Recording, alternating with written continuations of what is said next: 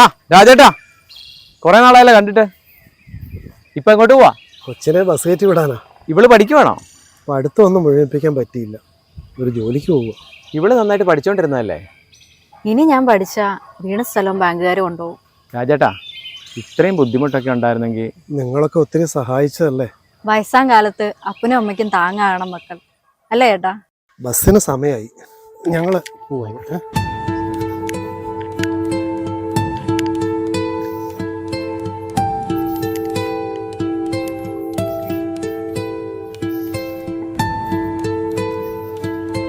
രാജു,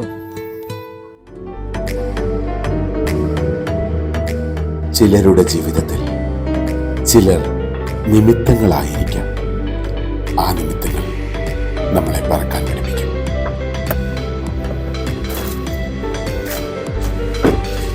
മോളെപ്പള വന്നേ? ട്രെയിനിങ് കഴിഞ്ഞ് ഇന്നലെ എത്തിയതേ ഉള്ളൂ. ഞങ്ങൾ ജസ്റ്റിനെ കാണാൻ വരുമായിരുന്നു. ജസ്റ്റിൻ ചേട്ടൻ തന്ന വെളിച്ചമാ എനിക്കുള്ളത്. എങ്ങനെ നന്ദി പറയണമെന്ന്. അങ്ങനെയൊന്നും ഇല്ലെന്നേ, ഞാനൊരു നിമിത്തം മാത്രം. മോളെ, നാളെയല്ലേ ജോയിൻ ചെയ്യണ്ടേ?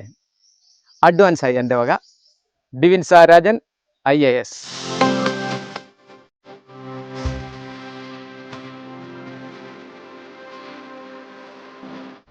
സ്വപ്നങ്ങൾക്ക് മുമ്പേ പറക്കുന്ന ചിലരുണ്ട്.